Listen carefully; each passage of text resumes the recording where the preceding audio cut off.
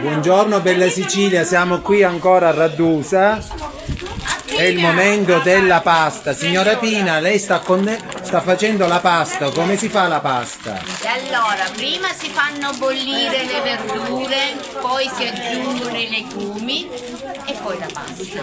Questa è la vostra pasta che fate proprio il giorno di San Giuseppe? Sì, per tradizione. E invece signora Pina, lei poi come la condisce questa pasta?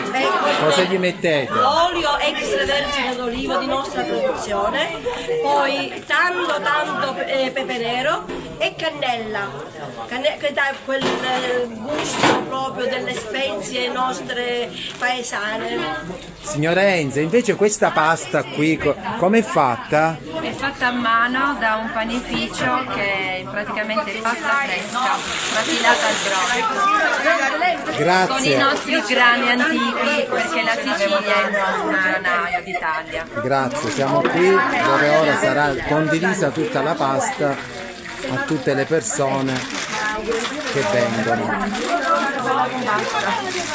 Signora Graziella, questa che pasta è che lei sta mettendo?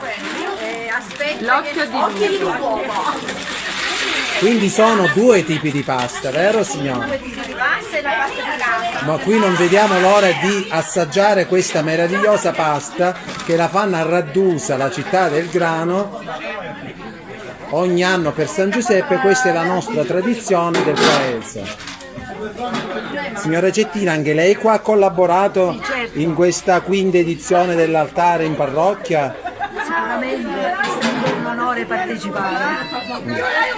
È bella questa comunità che collabora tutti insieme per la quinta edizione della pasta. Qui la signora Graziella sta girando la pasta con il cucchiaio.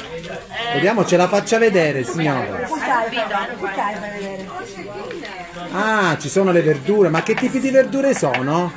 I broccoletti selvatici e broccoletti. Per questo fa questo odore allora. Comunque, ora poi l'assaggiamo. A dopo, ciao a tutti.